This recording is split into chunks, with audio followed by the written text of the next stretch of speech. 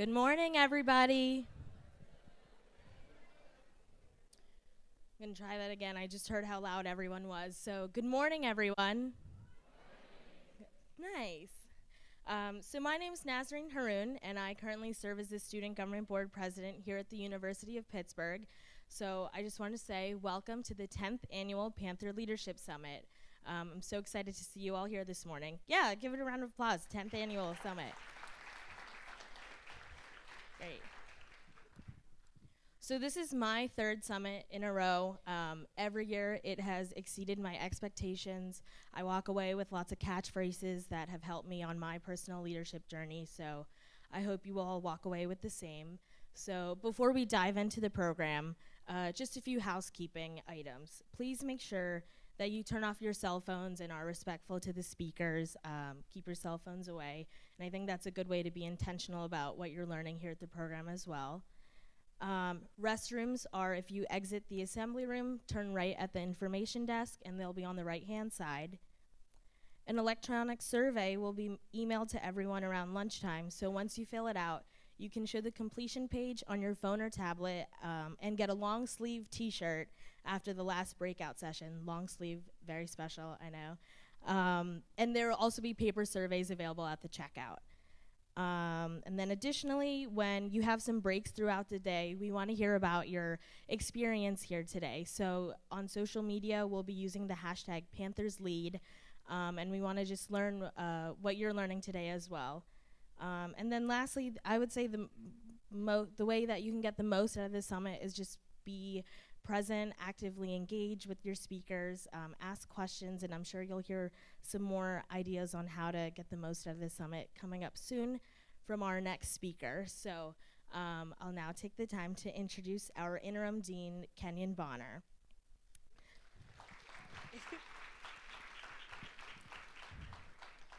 I gotta read this first, though.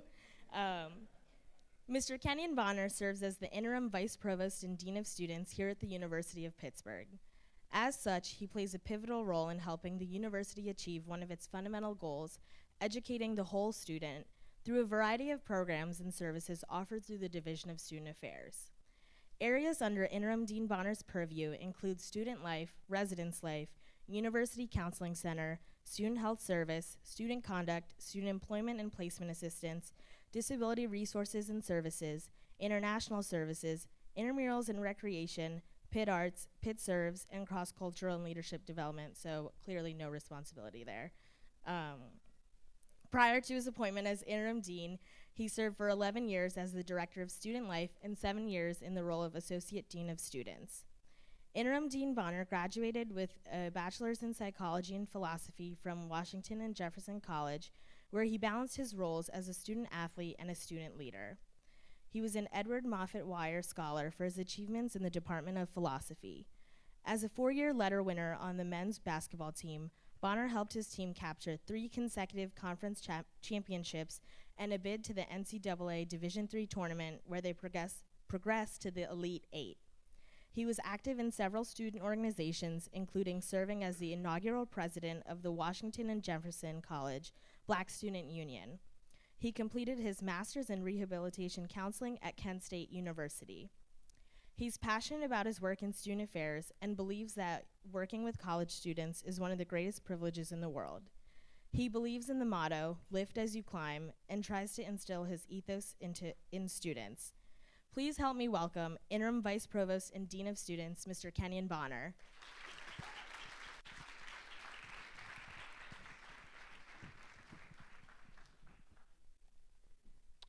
Harmony, or agreement between who you are, what you say, and what you do. Congruence. As Chinua Achebe said, one of the truest tests of integrity is its blunt refusal to be compromised. Leadership begins with the most difficult challenge of leading yourself. For some, it might be the struggle between paralyzing fear and courage. For others, resisting temptation for personal gain and representing the needs of others, justice, and equity. If you cannot lead yourself, you will fail miserably leading others. Last night, Dr. Bernice King, daughter of Dr. Martin Luther King Jr., talked about why millions of people followed her father and his philosophy of nonviolent protests. She said that the nonviolence movement was not simply a political strategy, it was a way of life. People followed Dr. King and adhered to his philosophy of nonviolence because they truly believed that what he said and what he did was in accord. If there's one lesson in leadership that I can leave you with today, it's that you ensure that your words, your actions, your deeds, your thoughts are in accord, integrity. Good morning. My name is Kenyon Bonner. As Nazarene said, I serve as the interim vice provost and dean of students, and I am happy to be here today to welcome you to the Panther Leadership Summit. Thank you all for being here. This is a great event. It's actually one of my favorite events because we bring so many students from across the university and other universities together to talk about something that's so important and I think critical as we move throughout our life. Just to get a sense of who's in the room, if you're from the University of Pittsburgh, any campus, because we have 5 campuses, please raise your hand. Okay, thank you. Pitt's definitely in the house. And we're going to beat Virginia today, right? Okay. Are we beating Virginia today? Okay. Thank you. This is clearly not the basketball crowd because you'd be up at the Pete. But we're still part of the university, so I appreciate that. Okay, what other schools are represented in here? Seriously? No one else? If you're from another university, raise your hand. Or where are you from? What's CCBC? Welcome. Give them a hand. I saw a hand go up over here. Yep. Where are you from? Where? LaRoche? LaRoche. Give LaRoche a hand. Is there anyone else from LaRoche in here? Where are you from? Temple. Oh. You came all the way over here? Okay, all right. Well, welcome. Another state-related. Like we're still cousins, right? State-related schools. Okay. Anyone else? Did I miss anyone? Okay, well, welcome. A couple of words about today, and these just a little bit of advice. You are here, and you have the opportunity to hear from some amazing speakers who have done amazing things throughout their life. The beauty of this summit is that we were able to invite Pitt alum to come back. And so if you could just give them a round of applause, our Pitt alum who agreed to come and speak.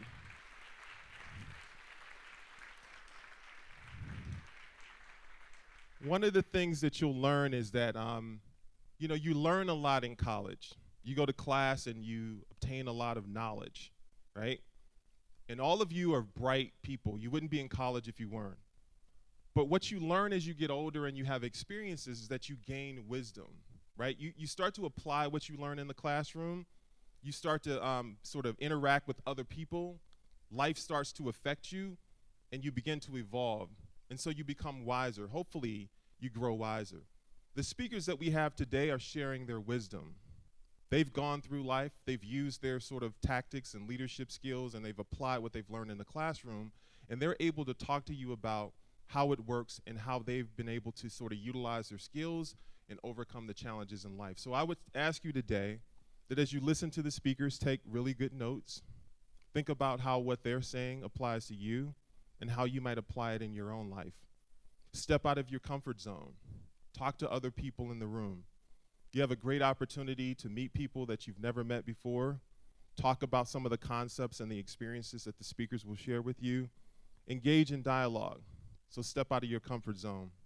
And also think about how what they say resonates with you and maybe how it challenges some of your current thoughts and beliefs. Can you do that for me today? Okay. So we have a lot to cover today, so I'm going to introduce our first speaker, Dr. Nathan Urban. Dr. Urban graduated from the University of Pittsburgh in 1991 with majors in neuroscience, mathematics, and philosophy. Not sure how he did all of that. Following graduation, he attended Oxford University as a Rhodes Scholar before returning to the University of Pittsburgh to earn his PhD in neuroscience.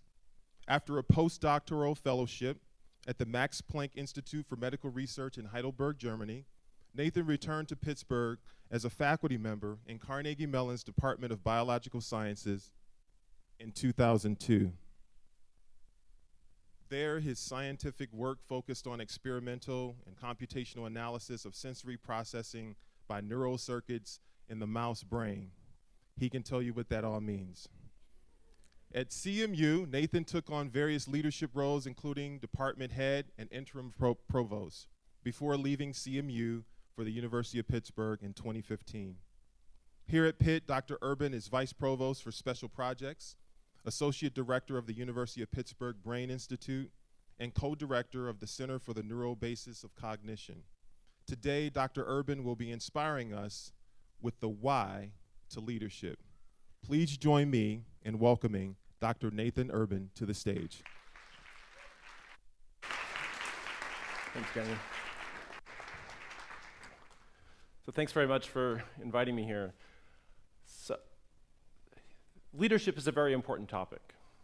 Many people have thought about it, many people have written about it. Yesterday I looked on Amazon, there are about 180,000 books under the subject of leadership. You can learn about styles of leadership, you can learn about history of leaders, you can learn about levels of leadership, and most of these books focus on the how to be a more effective leader. Some of them talk about a leader as a servant, or a leader as a coach. One talks about a leader as a gardener. I haven't read that, I don't know what that means, but others talk about lead like a Navy SEAL or lead like a Roman emperor. So there's a whole range of opinions about how to lead. Some books are about whether you should sweat the small stuff or whether emotional intelligence is the key to leadership. Again, how to lead is the focus. It's really quite dizzying, all the advice that you can get. But today I want to talk not about the how, I want to talk about what I think is the more important question when it comes to leadership, which is the why. Why lead? What should motivate a person to lead? What should make a person decide that something is worth the commitment, the effort, the stress that's associated with taking on a leadership role? And the most important thing that I'll say about this today is that it's not about you. If you answer the why question and it's about you, then I think you should rethink it. So it's certainly not the case that you shouldn't lead because the pay is good. You shouldn't lead because of the power or authority that comes with it.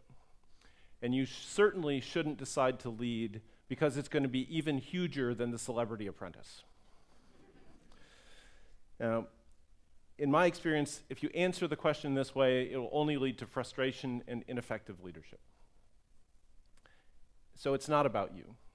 Leadership is about a means, it's not about an end. So that does not mean that your actions, your ideas, your motivation is for naught. Those things, taking on a leadership role means that those things can be incredibly important and can outlast your own role in that organization or institution. So there are many good answers to the question of why lead. And for me, in most cases, I think the answer comes down to the people and the institutions that need to be led. The mission, the vision of those institutions and those people, and figuring out how to empower those people to achieve those goals. So Kenyon mentioned my history, but let me just sort of quickly say something about it. So I grew up outside of Columbus, Ohio, came to Pitt in part because of a scholarship and in part because of some really special people that I met when I visited. I then came to the university and found it to be a remarkable place, in part because there were people who let a bunch of, I'll call myself a kid, a bunch of kids at the time think about and act on ways in which we could try and make the university better, especially better for academically motivated students. From Pitt, I went to Oxford as a Rhodes Scholar and then came back to Pittsburgh to do my PhD in neuroscience, and then left again for Europe to go to the Max Planck for medical research in Heidelberg, Germany, to pursue my scientific career, the next step in my scientific career, and again, met some amazing people who were real leaders in their field, including I had the opportunity to work with a Nobel Prize winner, Bert Sackman. So then I left Heidelberg and I came back to Pittsburgh, this time to CMU, another really great and interesting institution, and was there for 13 years before coming over to the University of Pittsburgh just a few months ago. And so you can see that I have a certain affinity, a certain affiliation for universities. I'm a sort of academic lifer at this point. I've spent more time in universities than out of universities in my entire life. And in those roles at universities, I've been able to gain some understanding as to how it is that universities work and how it is to make them work better. So that's why I began to choose to lead. In many cases, faculty are skeptical about taking on leadership roles in their universities. Sometimes leading faculty is described as herding squirrels. I don't think this is quite right. Faculty are much smarter than squirrels. And as far as I know, squirrels don't get tenure. So leading faculty is a challenging enterprise, especially when you're trying to lead a university to make changes and to change the direction in various ways. So why did I decide to do this? I decided to do this because I think universities are among the most important institutions in the world. American universities in particular are widely viewed as the gold standard. Across the world, American universities are thought to be the pinnacle for places that create, that are engaged in human development, that are sources of creativity and innovation. Italy is known for suits, Canada is known for maple syrup, and America is known for its universities. So if you want to have a good country or a good city, you need to make great universities. In the past few years, I've had the opportunity to travel to a number of places, including China and the Middle East, to talk to people in government, people in universities, people in the for-profit education sector, about what it is, what's the special sauce that makes American universities so effective at educating, so effective at innovating, and so effective at creating opportunities for people. People in these countries want to know because they want to replicate it. In Qatar and in China, the governments have launched efforts to literally build small cities to house American-style universities. This is a testament to the importance that they see for educating their populace, for creating centers of innovation and excellence. I also think that American universities are at a critical point in time right now. There are a number of trends which have the potential to reshape American universities over the coming decades. One of those trends is technology. Technology is permeating education in a way that I think is unprecedented since the printing press allowed widespread adoption of textbooks. I think that's the kind of impact that technology could have over the next 10 years. The country and the world are increasingly looking to universities as sources of innovation, sources of ideas. Many companies and whole industries are decreasing their investment in research, and they're depending on universities to fill in that gap, to determine where the new ideas, the new initiatives, the new products, the new visions for the future will come from. On the other hand, good education is becoming increasingly valuable. In 2014, one survey estimated that college graduates have a lifetime earning potential which is 100% more than non-graduates. In the 1980s, that number was about 60% more. So the value of education, that education adds, the importance of education for economic reasons is increasingly important. So for all of these reasons, I think universities are a passion of mine. They're entities that I think are incredibly important for students, for our communities, for our world. And for me, that's the answer to the question of why lead, because of the role that I think universities can play. Thank you.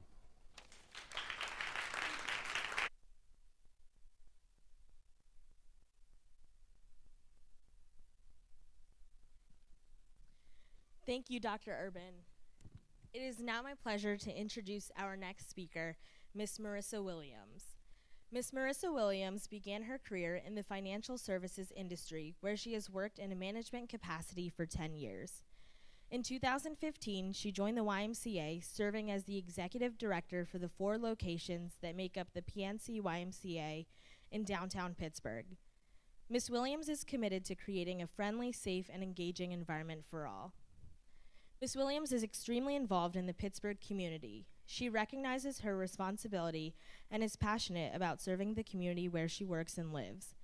Miss Williams is a proud University of Pittsburgh graduate, a Pittsburgh Magazine 40 Under 40 alum, and serves on the board of the Imani Christian Academy. Be the change you wish to see. Miss Williams leads by her actions. She is committed to changing her little part of the world for the better. Miss Williams is a native of Media, Pennsylvania, and she is the proud mother to Eugene Williams IV, who is 4 months old. Miss Williams will focus her talk on turning her passion into a paycheck, so please join me in welcoming Miss Marissa Williams. Modern technology sometimes fails us, but we always have this, right? So, real quick question for all of you, and thank you so much for that introduction. How many of you like money? By raise of hands. The ones that are not raising your hands, you're lying. It is too early on Saturday morning for that, right? 2 hands in the back, I received that. So, like she said, I spent 10 years in banking, and it was very much by what I like to say mistake. So, I was a student, much like all of you, and I needed to pay some bills. So, what did I do? I got on a bus on a Wednesday morning when I didn't have class until 2 p.m. at 8 a.m. for an interview. And I was dressed to the nines, ready to go, interviewed at National City Bank, which is no longer, now it's PNC. And I got there, and Mitch, who was the branch manager, said, "You know what, Marissa, you're overqualified. I'm not going to be able to hire you." And I looked at him and said, "Are you kidding me? They did not prepare me for this at the Career Services Center. Are you serious? I don't even know what to say to you." I said, "With all due respect, I am a senior in college, and I haven't graduated. I don't have a degree. What do you mean I'm overqualified? All I want to do is count your money and give it back to people." And he said, "Well, what do you want this job for?" And I said, "I'm thinking this is a trick question." He said, "No, seriously, don't BS me. What do you need this job for?" I said, "To pay some bills. I got 6 months left." And he said, "You're not going to be happy here, so I'm not going to be able to hire you." So I get back on the bus. I'm hot. I got up at what time in the morning to come here, and I'm walking away without a job, and I knew I would have killed it. I would have been an awesome teller, right? So I get back home. 2 weeks later, I get a phone call. National City wants to fly me out to Chicago to interview me for a retail management position, which would be a full-time job, making pretty decent 5-figure salary right out of college. I said, "What? Who called you?" They said, "Mitch sent us your resume." I said, "Mitch, all right, my man, right?" Mitch was my friend after that. So I flew out to Chicago, interviewed with 3 bigwigs, and I got the job, right? So I fell into banking. It wasn't on purpose, right? Loved it for the first 8 or so years, continued to progress in my career, came back to Pittsburgh, and became a VP at Citizens Bank, and I got bored. I thought I was doing something that was helping people for a while, and then it just kind of got stale. So I said, what do I need to do? Now, during my career, I'll rewind a little bit, I was doing a lot of volunteer work. How many of you know who the Urban League is? All right, a couple folks. So I was involved with the Urban League of Pittsburgh. I became their chapter president of Pittsburgh, grew their membership by 500%, was really feeling like this is awesome. I know what I'm supposed to be doing. I'm supposed to be empowering people and helping people learn about what they need to do to help them become better individuals and how to help themselves, right? But nobody was paying me for that. That was all volunteer. So I go to Citizens during the day, and then I do Urban League work as my second job, right? Not really feeling fulfilled at Citizens, so what do? I get more involved in the community. I sit on a couple different boards. My boards became my kids, right, before I had kids. Now that I have a kid, I pulled back a little bit, as you can hear in my resume. And so now I only have one, but that one speaks to the things that I'm passionate about, and that's helping kids and families. The why came about because Kevin Bolding, who is the now COO, heard about me, don't know how, I think he stalked me on LinkedIn now that I see how he finds people for my board. And he said, you know what, I want to have coffee. And I was so prepared to tell Kevin, you know what, no, I can't add one more board to my responsibilities. I'm just not going to be able to do it. At the end of coffee, he offered me the position that I had said at 25 years old, when I was married and had a kid and wanted a little bit more flexible schedule, I wanted. He offered me the executive director position at the PNC YMCA, running the 4 downtown locations. I'm looking at him like, you know I've never run a nonprofit before. Yep. Well, then why do you want me to do this? It's because of what you did when you weren't at work.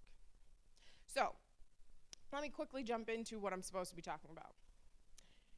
Your passion into a paycheck. Now, the first thing that I need to ask you all is, how many of you, without a doubt, know exactly what your passion is? Those same people, keep your hands raised high, you should be proud about that. Those same folks, how many of you can articulate your passion in 10 words or less? Okay, some hands went down. Awesome. Okay, thank you. So, the first key to turning your passion into a paycheck is identifying your gifts. Now, let me be very clear. Your passion and your gifts might be two completely different things. I personally love to sing in the car by myself. Okay? That would not be a gift that I have. That might be a passion I have by myself, but if you were in the car next to me and happened to roll down your window, you would not think I belong on America's Next Top, what is it, Idol, whatever. They have so much stuff. The Voice, okay? I want to be The Voice, just so Pharrell can pick me, right? It wouldn't happen. I would be embarrassed, right? Now, what my gifts are, I can sell water to a whale. Easy. I could sell you something that you had no idea that you ever thought that you needed. That's something that I'm able to monetize, right? Now, that one thing, you have to identify your gift. The second thing you need to do is identify the vehicle in which you will give your gift to the world. Now, for me, communication was one of my gifts. Now, how I was going to do that, more often than not, throughout my career, was going to be through speech. So it was either giving a speech in a room, talking to people at community service events, talking to and managing my leadership team through the Urban League Young Professionals of Greater Pittsburgh. I had to do a lot of talking in front of a lot of people so that they could understand what my organization was about, and more so what I was about, right? So you have to get a little bit uncomfortable, because even though your passion might be something and your gifts might be something, the vehicle in which you're going to use it to get there, you might not be completely comfortable with. I had to speak in a room at Heinz Field in front of Susan Taylor, who is the editor, or past editor, of Essence magazine in my 20s. I was scared to death. I'm like, I've been reading your magazine since I was a teenager, and you're sitting in my face and expecting me to say something epic. It worked, right? I did it. I rose to the challenge, but I was terrified. So thinking about that, the next thing you have to do is make sure that while you've identified your vehicle, you've identified your gifts, the next thing you need to do is figure out, who are you going to serve? Who's your audience? Now, I asked you guys before, how many of you can identify who your audience is and what your passion is in less than 10 words? My job is to help empower people, and more importantly, women and children, as the executive director of the PNC YMCA. So what I'll leave you with, in the end, know that you're wired to excel in a very specific and powerful way. Delineating between what you believe your passion is and what your innate gifts are the keys to cultivating a career that empowers you to do what you love, what you're good at, and most importantly, what people will pay you for. Thank you very much.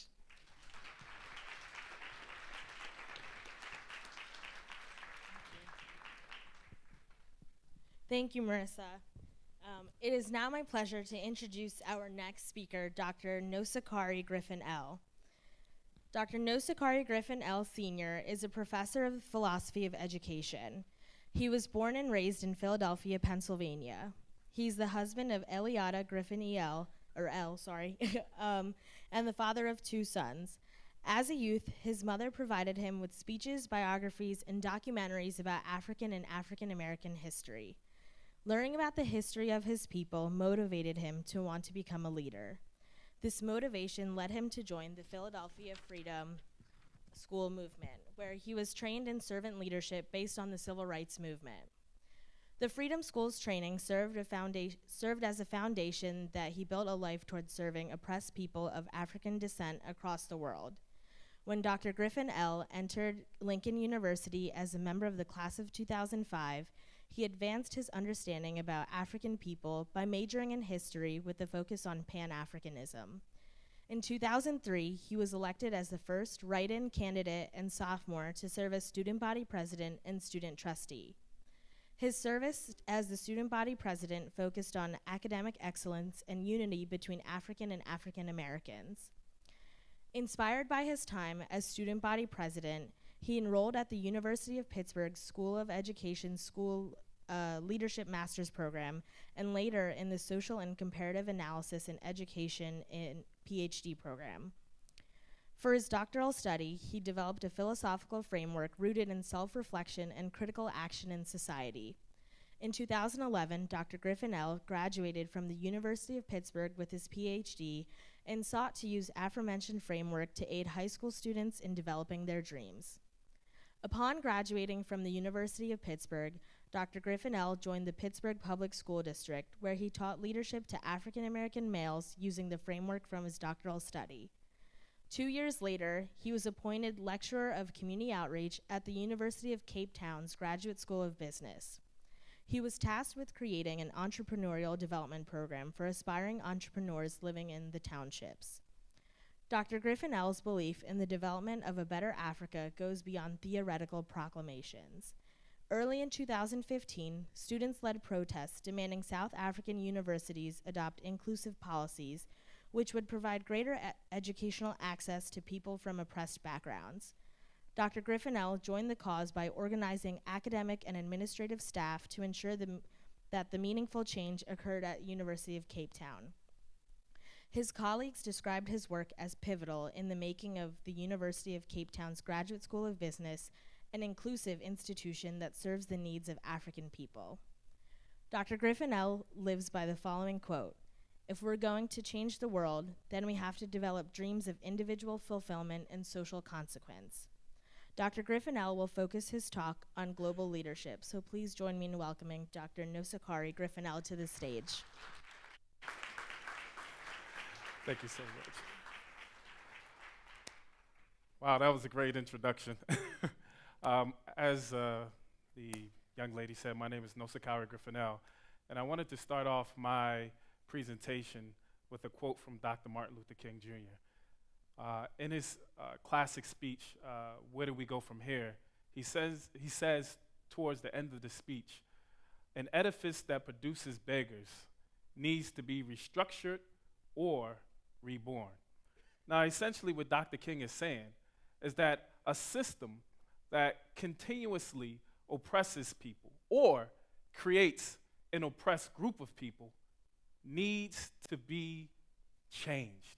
And if it can't be changed, then it needs to be deconstructed, and something new must be built in its place. In South Africa, October, I believe, 19th, I'm home watching my sons, and I turn on the news. And on the news, there was a group of students at a university by the name of Wits in South Africa. The university students decided that they could no longer live in a society that provides education as a privilege to the elite in that given society. So they said, you know what? We're going to shut our university down. They shut it down. National television stations are at this university saying, "Why are you shutting down a university?" And the people said, if we don't have an education, if the best and the beautiful minds of our society aren't given the opportunity to learn, then guess what?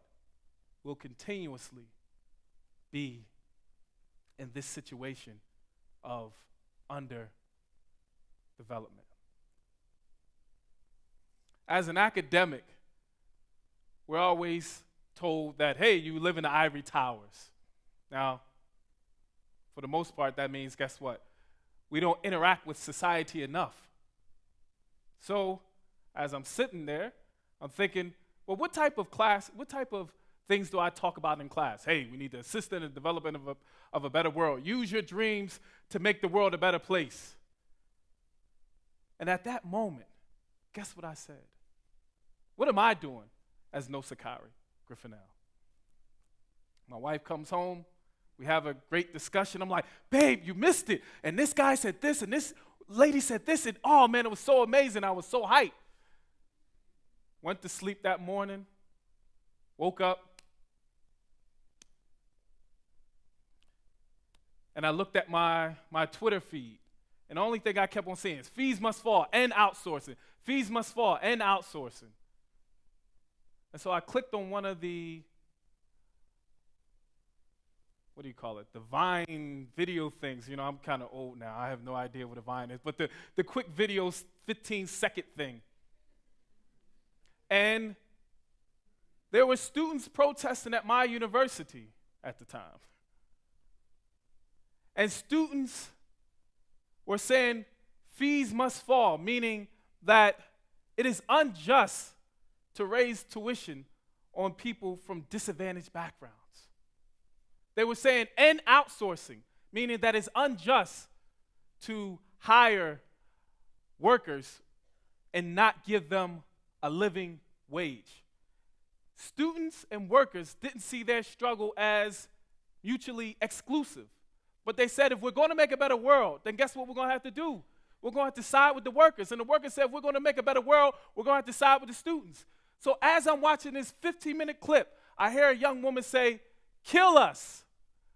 Because if you take away our education, we don't have anything. They were saying education is a human right, not a privilege of the elite. How does this relate to global leadership and stepping into your world? Well, these students who were fighting weren't just the C- students, the students who were just trying to get over. These students were students from privileged backgrounds: black, white, straight, gay. Everybody saying, guess what? We have to make the world a better place. And as I sat there as an academic, once again, I said, what am I willing to do? Now, this is a quick question that I want you all to think about. What are you willing to sacrifice to become a leader? Because trust me, it's a sacrifice. Now, in some cases, people might literally unfriend you in real life. I'm not talking about Facebook. People might look at you side-eyed. Or, when you walk down the hallways of your institution, people might ignore you because they don't like the stance that you took. But, as Martin Luther King said, you should do right, not because it's right to do in the eyes of others, but you should do right because by doing right, you are in a majority, in some cases, of one. And what does that mean? You're doing good because it's the right thing to do by your principles. Now, for spiritual folks, we say it's the right thing to do because I believe in God. But at the end of the day, stepping out into your world means, guess what? Having as Kenyon said, having a harmony between what you say and what you do. Students were willing to give up everything, being willing to get kicked out of the university, literally being locked up by the police because they believed in the cause to make the world a better place. Workers, literally, standing up for each other and the students, were literally willing to give up the opportunity to put food on their tables. Now, you might think worker in the context of an American context. Yeah, the people who are the janitorial staff, they have a good wage. But in South Africa, people will come to the university and literally go home to the shacks. So going back to the key question, what are you willing to sacrifice? Because if you're not willing to sacrifice anything, then leadership might not be for you. But if you are, you have to seriously think about that sacrifice. As an academic, I made a conscientious decision to side with these students, to side with these workers. And the result was me not get my contract renewed. The result was me being seen as the outcast. But one of the things that I can always say is that I stood by what I believe in. And as that old biblical parable says, man shall not eat by bread alone. If we truly believe in making the world better, then we have to take the stance to do so. Because if not, as Barack Obama said 8 years ago, now, doesn't mean you have to be a Barack Obama supporter, right? Are we going to make the world that should be? Because if we are, then that means being present in the world that is. And in being present in the world that is means living out your principles through actions. Working with other folks. Working with the most disadvantaged people of our society. Because when you do that, then that's stepping into your world. Thank you.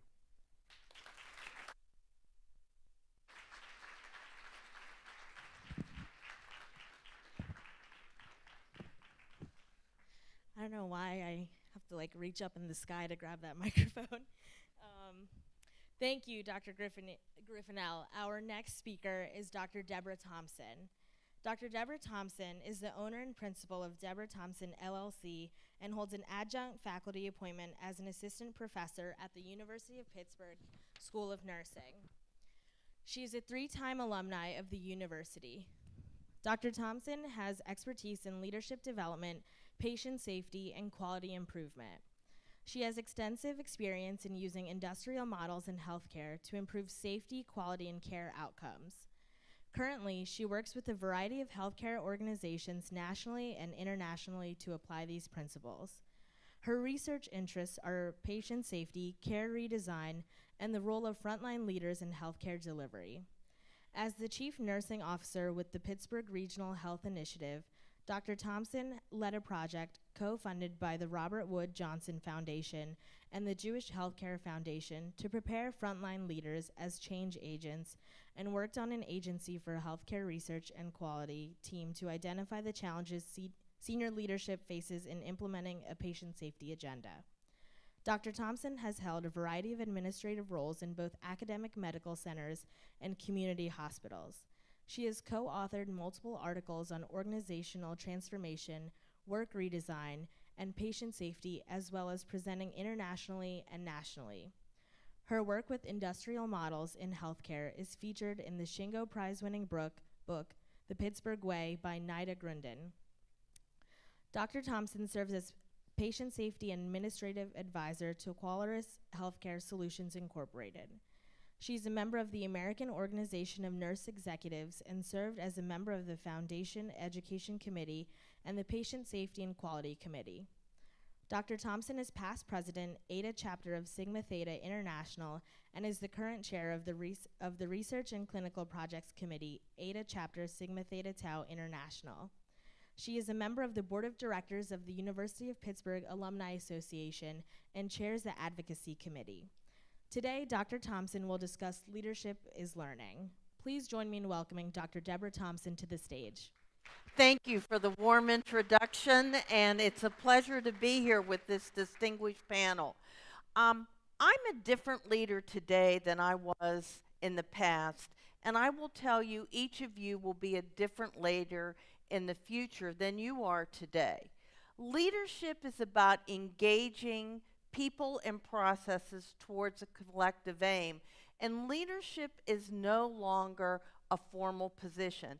Each of you is a leader in your own right, whether it's in a club, a sports team, a professional organization, we are all leading every day in our roles.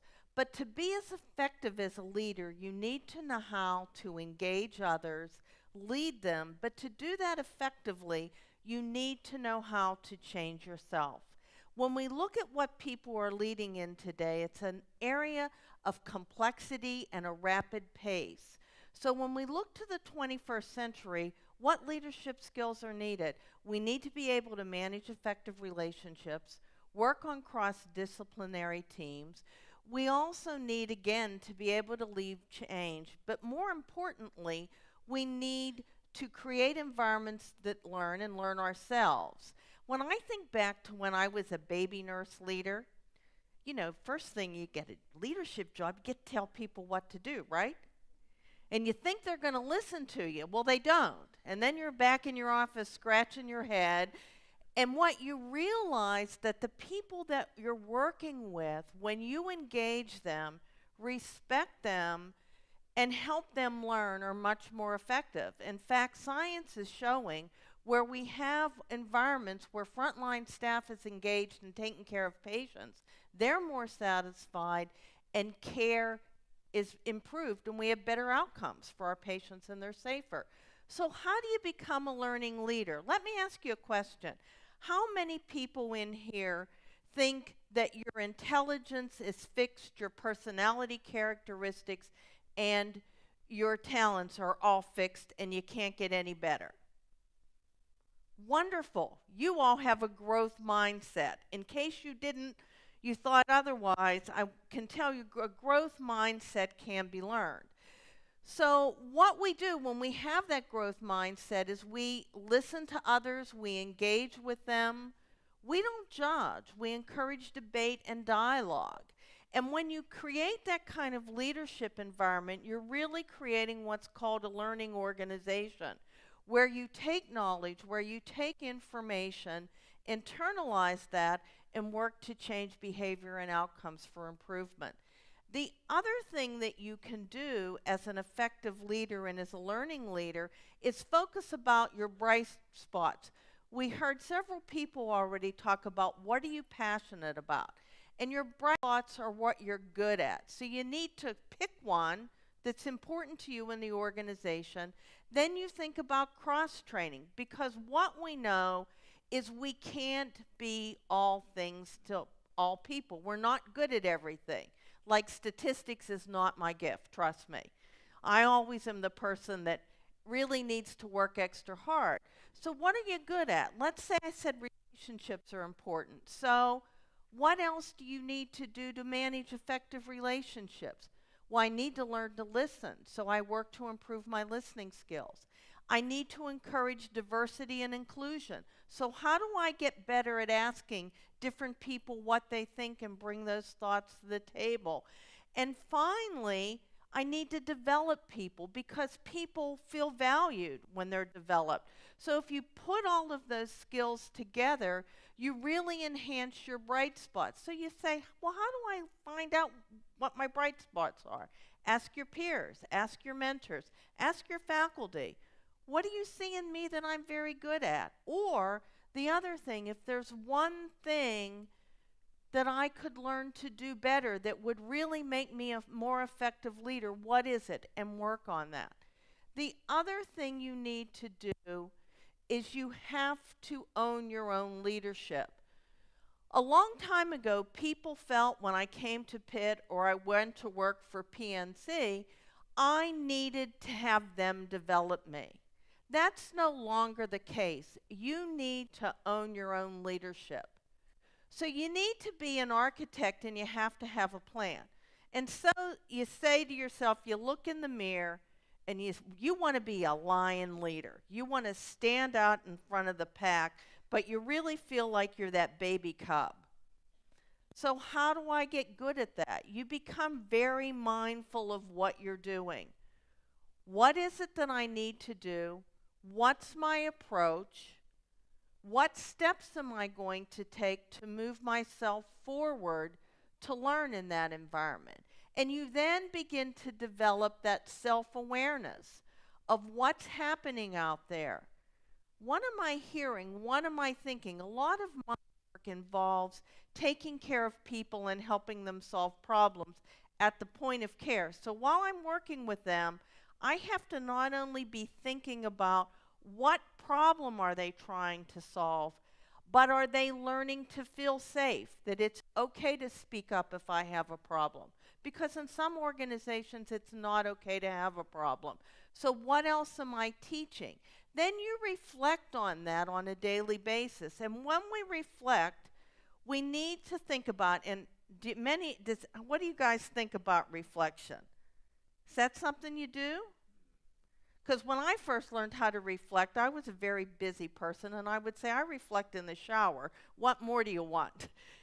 And it really is a formal process where you think about, what did I set out to do?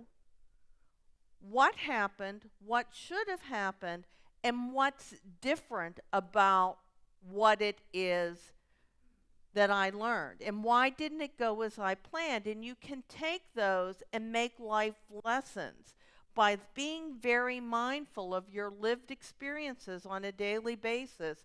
You can learn a lot in leadership, and you learn about other people. You know, one of the things I'll share, I was very good at talking with staff when things were good, but when people ask you really tough questions, I got a little nervous. So what I discovered is the chief nursing officer in one organization I was working at was very good at dealing with tough questions. So I went to the town hall meeting and watched her and learned. So take advantage of those opportunities. The other thing that I will tell you is take care of yourself. You work hard, and what science is beginning to show us is if we give people time to think in the work world, they do better and take time to think. So take care of yourself. And so what I ask you to think about today is, what can you learn from what you're hearing today to improve your own leadership? What small change can you make that will have an impact on you? And I thank you. I tell everybody, I have a better life because I went to the University of Pittsburgh. And one of the reasons that I do is the University of Pittsburgh taught me how to learn. Thank you.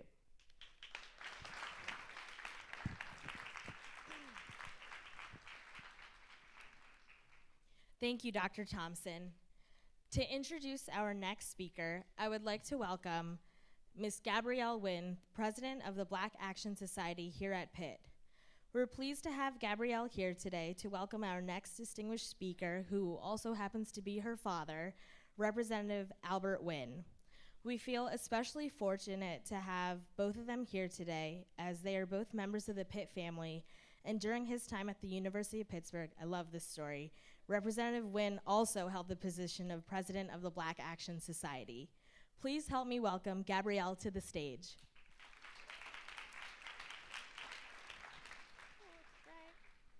Hi, everybody. Thanks, Nazarene, for the great introduction. I just want to say this is really weird because 2 years ago I was sitting in your spot, never imagining that I would be on the stage. So that's pretty cool.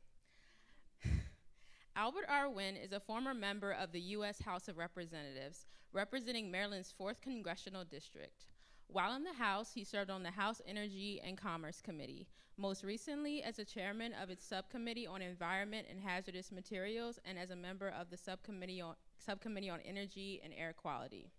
While on the Energy and Commerce Committee, Albert also served on the House Telecommunications Subcommittees.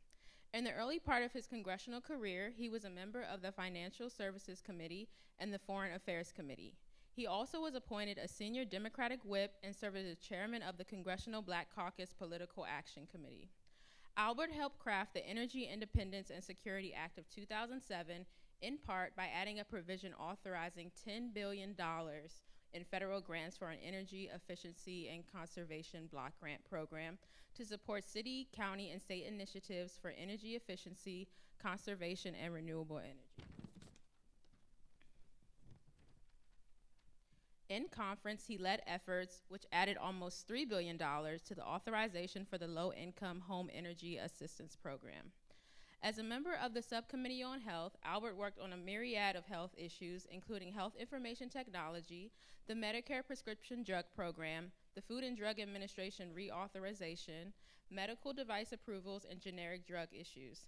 In the 110th Congress, working with various stakeholders, he advocated for the inclusion of dental benefits for children under the state's Children's Health Insurance Program. Albert was highly involved in the strategic planning to fund construction of the new Woodrow Wilson Bridge linking Maryland and Virginia. He also secured appropriations for a major expanse of the Washington, D.C. subway system. Additionally, he obtained funding for numerous federal highway and environmental projects. While in Congress, Albert served as a senior Democratic whip, regional whip, chairman of the Congressional Black Caucus PAC, member of the Democrats' message team, chairman of the Congressional Black Caucus Task Force on Small Business, and co-chair of the Hydrogen and Wireless Caucuses. While there, he was selected to serve as delegate to numerous interparliamentary meetings involving the Caribbean and EU organizations.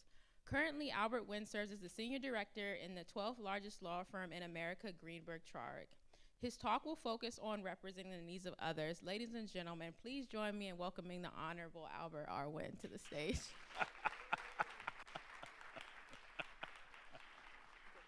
Thanks.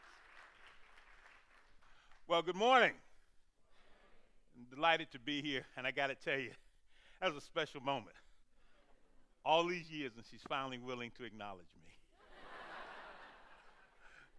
No, I'm very proud of my daughter and very proud of the work she's done here at the university. I am very excited about being here with you. I want to talk about representing others. I want to talk about it from my perspective as a former politician, elected official. And I want to talk about basically what I call the fundamentals of leadership from my perspective, what I like to call the blocking and tackling, not the fancy plays, but the basics. And the first thing I would say is we are talking not just about leadership, we're talking about effective leadership. Because a leader may have the microphone, a leader may be the person jumping up and down and yelling, the leader may be the person pointing his finger, but he may not be a particularly effective leader. And what this country needs is effective leaders who can get things done. We've got tremendous challenges. We've got, global viruses. We've got security threats. We've got all kinds of problems. ISIS is a problem. Income inequality is a problem. We need people, we need you specifically to solve these problems. And I thought about this morning. I said, let me get this straight. It's a Saturday morning. You could be sleeping in. You could be hanging out. You could be making out. You could be at the Pete, but you decide to come to a leadership summit. You're my kind of audience. I'm glad to be here with you. In terms of effective leadership, the first thing I want to talk about is vision. Because to paraphrase the Bible, without vision, the people perish. So the idea is not just to get a title or to repeat what last year's chairman, president, director, or whatever the title was that you now have was doing, but to actually get some things done. And if you don't have a vision of what you want to accomplish, if you don't sit and take the time to think about it, nothing gets done.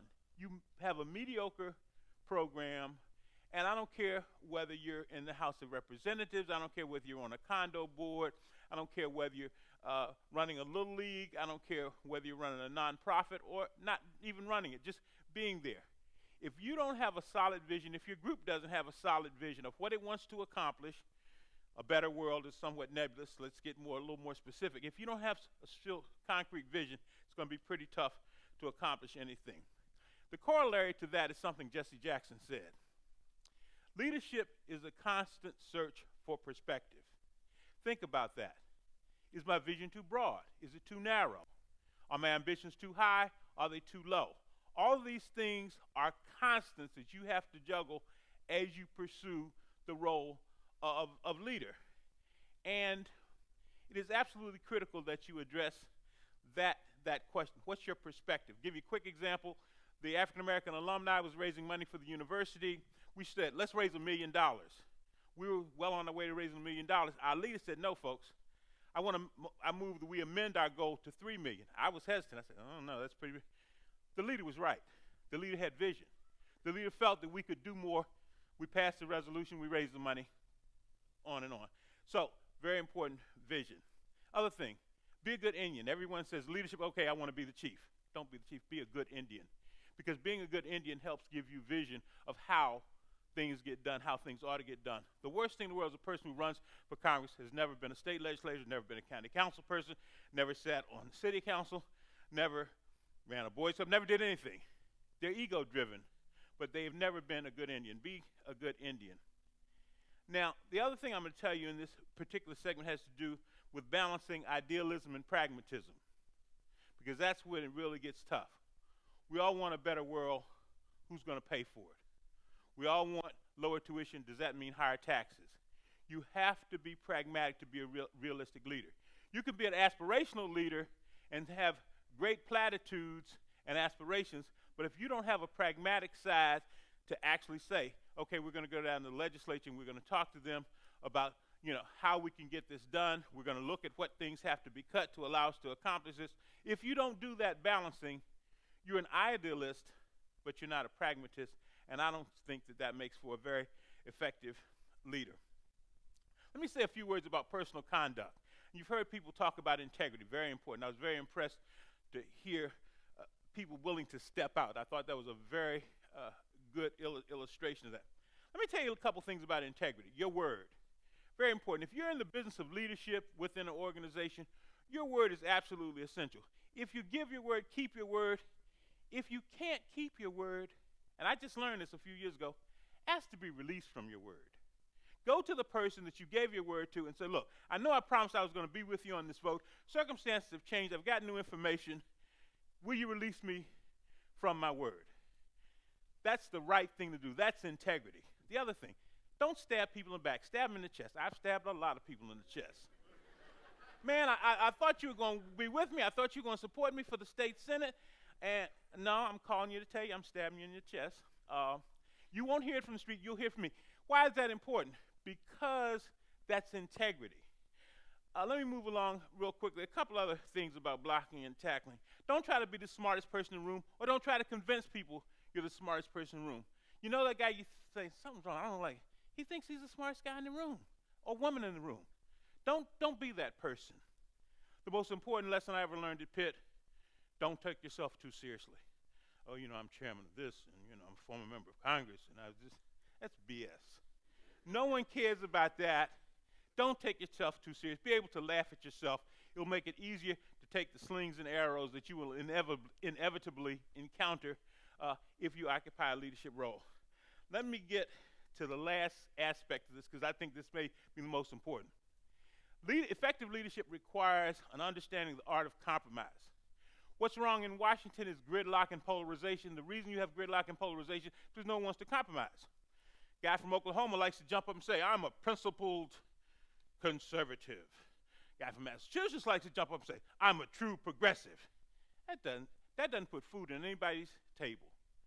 That doesn't help anybody get a better education.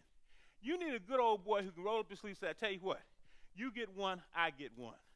You get something for your folks, I get a bridge that my people need. If you are not willing to compromise, you may be very articulate, you may make great speeches as an ideologue, but that does not make you an effective leader. We had a big debate on the House about gay rights, and the Democratic caucus was saying, okay, we're going to move this amendment on gay rights. And someone came in and said, well, what about transgender rights? And we were about to pull ourselves apart because we wanted to do it. And someone said, look, when they passed the Civil Rights Law, they didn't pass voting rights, they passed the Civil Rights Act first and came back and get voting rights. That's what we're going to have to do here. We're going to have to pass gay rights first, and then we're going to have to come back and get transgender rights. Why do I give you this story? It's about incrementalism. True leaders understand that despite the revolutionary rhetoric, in the real world, you can't do things overnight. You can't do everything at once. You have to compromise. You have to work on incremental accomplishments. So at the end of the day, you can say, I have, in fact, as a leader, my group has, in fact, accomplished something. Hope you'll keep compromise in mind. Thank you very much.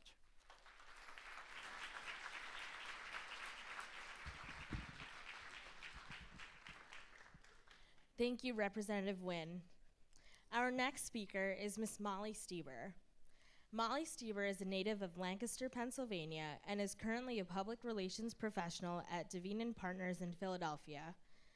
Ms. Stieber holds a Bachelor of Arts from the University of Pittsburgh, where she double majored in political science and philosophy and achieved a global studies certificate with a concentration in the Middle East and Arabic language. During her time at Pitt, Ms. Stieber served as a Student Government Board member in 2010 and then Student Government Board president in 2011. She lobbied in Harrisburg for increased state funding for the university and was also named the Omicron Delta Kappa Senior of the Year. Also involved in Pittsburgh's local community as an undergraduate, Ms. Stieber received the Community Human Services Home is Where the Heart Is award for her time spent on homelessness outreach. After graduating from Pitt, Ms. Stieber served as a White House intern in Vice President Biden's Office of Domestic and Economic Policy.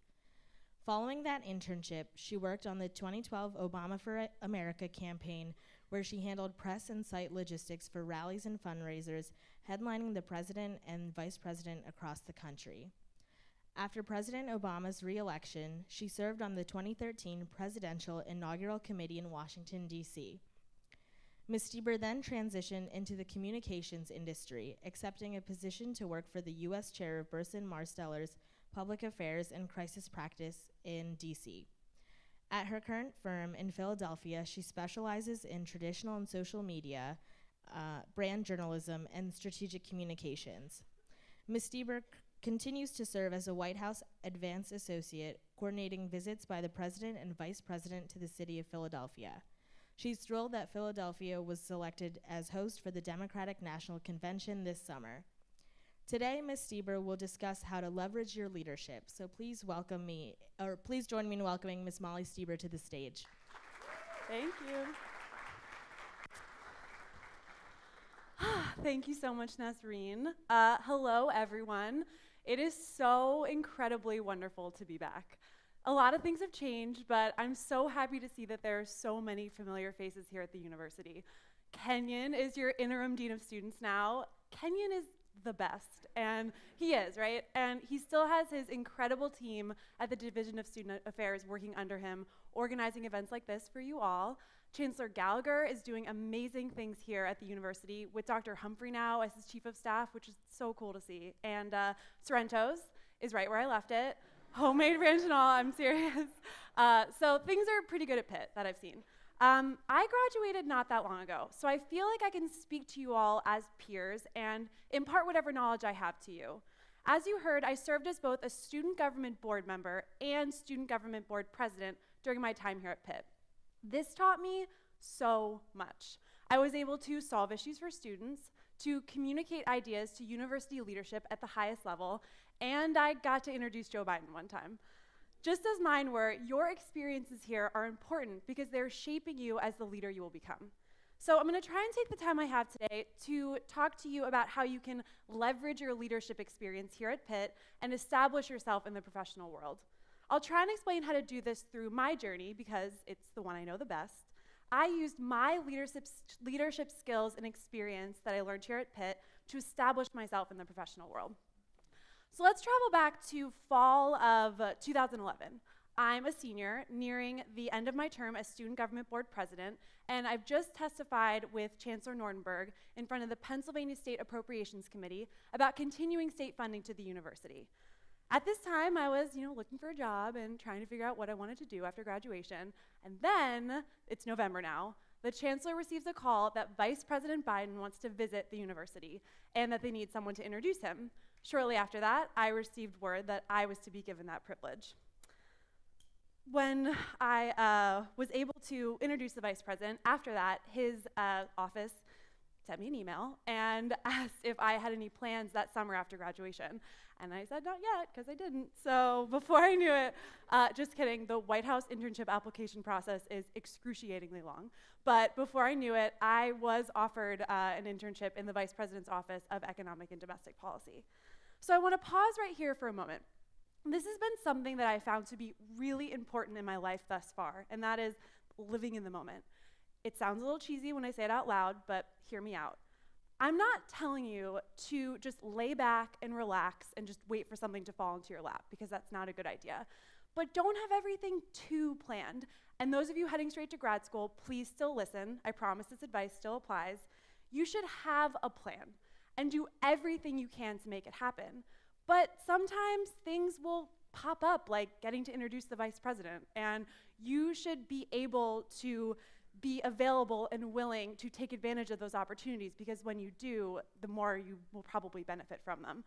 So after I interned in the vice president's office, I interviewed for the national advance team for the 2012 Obama for America re-election campaign. As you heard, I was able to travel across the country and organize rallies and fundraisers headlining the president and vice president. After that, I worked election night in Chicago, which was amazing. And then on the presidential inaugural committee in DC right after that. So after that, I transitioned to my career in PR. So first though, let's talk about networking a little bit, shall we? Networking. It can really be the worst, and I know that. And it can be made like a little better by a glass of wine sometimes for those of you over 21. So, I know that. But I'm here to talk to you about a better way to network. Leverage your leadership experience and use the contacts that you've already built. There's also this tool called LinkedIn, right? We've all heard it. Hope you all have accounts. Super helpful. More on that a little bit.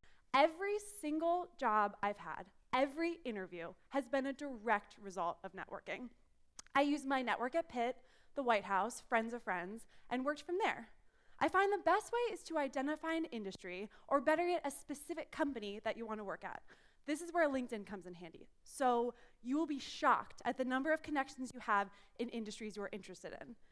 So take a second and think about a company that you'd like to work at. Got it? Okay. LinkedIn will show you the connections you have in your network with people currently working there. Comb through those, and I guarantee you will find someone who's willing to reach out on your behalf. Chances are, though, that specific company probably isn't hiring now for the position that you're perfect for. That's okay, because now you have your contacts to schedule an informational interview. We do these all the time at my company. It gets your foot in the door, and then surprise, the folks there meet you, and they love you. They realize that they don't have a position open right now, but they'll see what they can do. 3 weeks later, you get an email that there's now a position open and they want you to interview for it. This is the best case scenario, of course, but I promise you this has happened to me more than once, and I know I am not a unique example. Informational interviews also give you the opportunity to get an inside look at the company for a job that you might just be blindly applying for otherwise. You may go somewhere and realize, yikes, I don't want to work there, and you wouldn't know that otherwise. Informational interviews are also a great way to prepare for real interviews. So now that I've talked about networking into the career I have today, let's talk a little bit about public relations, a slightly misunderstood industry that is a slightly misunderstood field that is applicable to every industry. I didn't major in communications, nor did I really anticipate a career in it, but following my own advice of staying in the moment, I decided to take a chance on a new industry, and it has been awesome. My current firm works in strategic communications and the development of our clients' key brands and messaging. We work to keep our clients in the media or out of the media, depending on the situation. Learning how to be a professional communicator has been an incredible opportunity, and one that I know will continue to serve me in any role. On the side, I also work as an advance associate for the White House, which basically means that I get a phone call or email whenever the vice president or president plans to visit Philadelphia. I was there last month at the University of Pennsylvania when Vice President Biden launched his new initiative to cure cancer. So I wouldn't have these opportunities now if I hadn't taken a chance and interviewed for the National Advance Team in 2012. This isn't me telling you that you need to just forget about what you majored in and go work in PR or something like that. Not telling you that, but it is me telling you that there are opportunities out there that could be perfect for your skill set that you haven't considered yet. Believe me, no one felt more at home at Pitt than I did. And I learned quickly that the world is overwhelmingly large and at times unforgiving. But you are prepared, and you will find the right job for you. Which brings me to my final section of today's talk, and that is figuring it out. And hey, guess what? I'm still figuring it out, and it's okay. I just know that you really do want stability and to be paid what you think you're worth and to work at a job that makes you feel happy and fulfilled. And just know that if your first job isn't perfect, it's okay, because mine wasn't. I knew after 2 weeks at the first PR firm that I worked at that it wasn't right. But I stayed, and I learned a lot, and then I used my network, as well as a few people I added to it along the way, to find the great job that I'm at now. So be patient and trust your instincts, because you'll figure it out. I hope this was helpful. I've had many exciting opportunities and experiences since I graduated, but I wouldn't have had any of them without my time here at Pitt. You should feel so confident going into the world after you graduate because Pitt prepared you. Your leadership experience here has prepared you. So trust that and go forward and make us proud. I can't wait to see what you all accomplish. Thank you so much for having me here today, and hail to Pitt.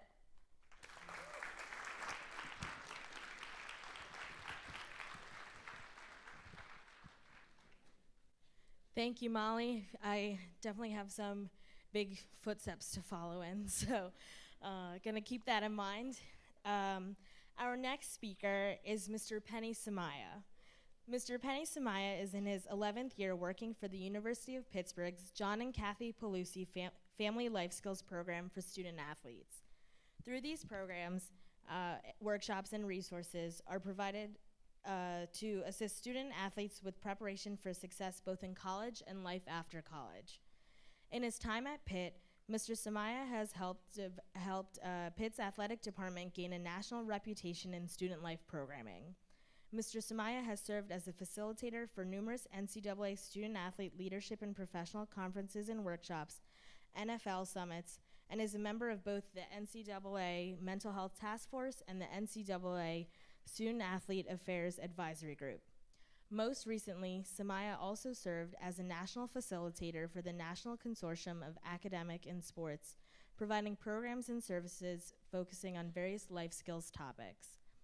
Outside of Pitt, Mr. Samaya is the founder and partner of Life Skills 360 LLC, a consultant group that focuses on assisting individuals, community agencies, school districts, and companies with skill development through values-based training and curriculum. Mr. Samaya collaborated with the Pittsburgh Public School District to initiate the We Promise program, a campaign aimed at promoting higher education and life readiness among young African American students in the school district. Recently, Mr. Samaya has teamed with the Troy and Theodora Palomalu Foundation to help provide life skills training through the Fa'a Samoa initiative in American Samoa. Mr. Samaya also encourages young professionals to get involved with their community as the founding president of Get Involved. Additionally, Mr. Samaya was selected to serve on the advisory board for career athletes, a resource that provides career development and placement for student athletes. In his spare time, Mr. Samaya is also a big brother for the Big Brothers Big Sisters of Greater Pittsburgh. His exemplary dedication and commitment to service merited the University of Pittsburgh Chancellor's Award for Staff Excellence in the Community in 2012 and the Division of Student Affairs' Art Ramacone Unsung Hero Award in 2013. Mr. Samaya received the Alumni of Distinction Award from his hometown of Utica. In 2011, Mr. Samaya was named one of Pittsburgh's 50 finest by the Cystic Fibrosis Foundation, who recognizes outstanding professionals for their community service, career success, and contributions through charitable organizations. Along with the other 50 finest recipients, Mr. Samaya helped raise over $250,000 for the foundation in 2011. In recognition of his commitment to the community, Mr. Samaya was the recipient of the Mayor Luke Ravenstall's Citizen Service Award for the City of Pittsburgh and received a proclamation naming May 25, 2012, Mr. Penny Samaya Day. Today, Mr. Samaya will close us out with his talk entitled, I Am. Please join me in welcoming Mr. Penny Samaya to the stage. Thank you very much. All right, so I had 6 points today, and they were covered by our distinguished speakers, so thank you all. Have a good day.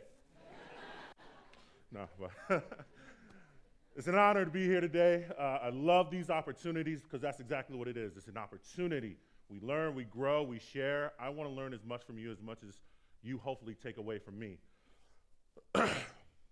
One of the coolest statistics I ever heard was that 80% of someone's opinion of us is made in the first 30 seconds before we even speak. Think about that. 80% of someone's opinion of us is made in the first 30 seconds before we even speak. How much of that is true? How much of it is right? Well, when it comes to leadership, that statistic can be one of the most powerful things that you can have. If 80% of someone's perception of us is made in what they see, which are our actions and behaviors, then what are they following? Are they following you? Are they following your emotions? Are they following your vision? Quick exercise with me real quick, all right? First, do you trust me? I asked, do you trust me? All right, take everything out of your hands. Follow me on this exercise. What I want you to do is first put out your hands as if you're about to receive something and close your eyes. All I want you to do is just listen to my voice. What I am about to place in your open palms is a piece of fruit, a round, perfectly shaped orange. You receive this orange. You feel the weight of this orange. You feel the temperature, the coolness on the outside flesh. Do you feel the texture of that orange? A little bit bumpy. It's that thick type of skin on that orange that you know came from Florida. That you don't need too big of a fingernail, but just enough to dig into it. Dig into that orange. Rip it open. Did y'all feel that? Y'all felt that splash of the juice on your knuckles? Did you feel it? Did you smell the citrusy scent as you tore it open?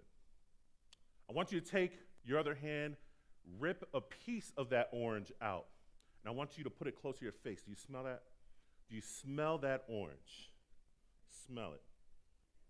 Now open your mouth and place it in there. Open your eyes.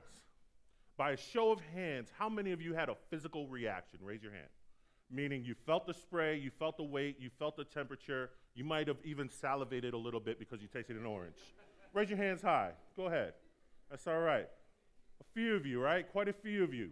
Well, here's the power of what we just did. We took the power of your vision and your mind and had a physical reaction to it. You feel me on that? Took the power of your mind and you had a physical reaction to it. That's what happens when you control the situation. That's what happens when you have a vision. There's other times when you're not in control of a situation, and times where you're facing adversity. And that same mental, emotional strife you feel is called stress. How many of y'all feel physical reactions when you're stressed? Raise your hand. It's much like leadership. Much like leadership. 80% of someone's opinion of us is made in the first 30 seconds before we even open our mouths. We have to show it through our actions and our behaviors. How are we controlling our actions? One of the most powerful tools, and I share this quite a bit, is how you control your attitude. Controlling your attitude, owning it. Ownership. Dr. Thompson mentioned ownership. How do you own your attitude? I'll share a quick story with you. It was pretty neat. A group of friends and I were walking into a restaurant one time, pretty packed. Might have been even Fuel and Fuddle right over here in Oakland Ave. But we're going in and we notice it's a big crowd, not a lot of servers. So we find a table, we sit down, our server comes up to us, just boom. How y'all doing? Here's your menu. Here's my microphone. And just kind of lackadaisically handed us our service or our menus and just walked off. So I was like, man, y'all felt that? She's a little cold. She ain't want to be there. It's like, all right. So for some reason, our server just kept coming up in my mind. I felt really bad. I noticed how busy it is. I kind of peek over around corner. She's got half the restaurant are her tables. So I'm like, oh, all right, let me do something real quick. So flipping through my menu, my friends are getting ready to order. She comes up to me first. So she finally comes up, notepad. All right, what do you have? I was like, let me get the double burger, triple burger, quadruple burger, fries with nachos and cheese and a large Diet Coke and a high five and a smile. You see that? You felt that? Turn to somebody right now. Put up a hand. I want you to give them a high five and a smile. You feel that? Feel that emotional connection? You all just came the reality of my vision. At that moment, that person needed something.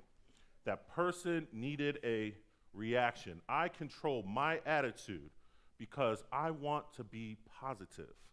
As a leader, I am responsible for ensuring that others have that same emotional connection. I am owning the fact that I need to help establish a culture of positivity in any of the groups I'm associated with. I was willing to help that young lady by just giving her a spark of an emotional connection. That's the power of attitude. How often do you go about your day and you try to own not just your successes, but also your stressors, your failures? Like, dang, can't believe I got a C- on that exam. You now internalize it and you own it, but you're totally neglecting those that you're working with. You may be the SGB president. You may be the vice president of your own student organization like SAC. But for us to be true leaders, we need to take that term, I am, which is a bold statement. It's a very bold statement. I am owning it, being accountable, willing to put away my negativities, my worries, my woes to help lift those that I work with. I am going to give. I am going to help. I am going to recognize. That's the power of ownership. That's the power of the attitude. And when people are able to have a physical reaction to your vision, that I am becomes we are this team. We are successful. We are dope. How we move about our days, as mentioned by many of our distinguished speakers, is ownership, vision. Are we still dreaming like Dr. Griffinell talks about in his research and his work? Are we finding our passions like Sister Marissa, where we go back to undergrad? I remember when she was on that bus, I was right behind her. Like, hey, this your stop, Marissa? Own it. And you'll find that we're no longer calling you the future, but you'll be stating, I am the now. Thank you all, and the next time you see an orange, you're thinking of me.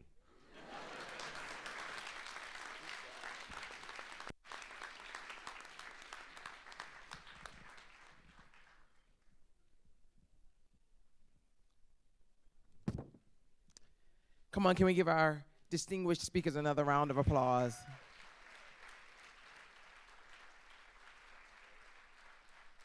My name is Linda Williams-Moore, and I serve as the Interim Associate Dean of Students and Director of Student Life here at the University of Pittsburgh. And I want to say how honored we are to have these speakers. The great thing about doing this and being here for a while, and Kenyon and some others in the room, some of the other members of Student Affairs feel this way, is that you get to see people who you were here when they were. When Molly was the SGB president, when Marissa here was a student, and Penny and Dr. Nosakari, I got to say the prayer at his wedding. He met his wife here. They got married here. The cool thing about it is his wife was one of our distinguished speakers. She's right there, Dr. Eliada.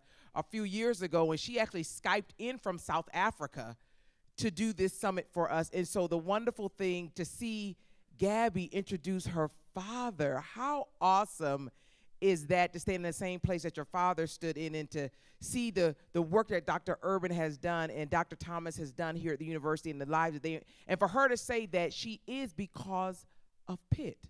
She is who she is because of Pitt. That is so awesome, and we hope that you took something from each of them today that would help you as you continue your leadership journey. I promise you. I remember when Molly stood here as the SGE president, emceeing this same event, and now the things that she is doing now here around the world, around the country, and how she's impacting the work that she is doing. And so you never know what will happen in 5 years. You may be standing here.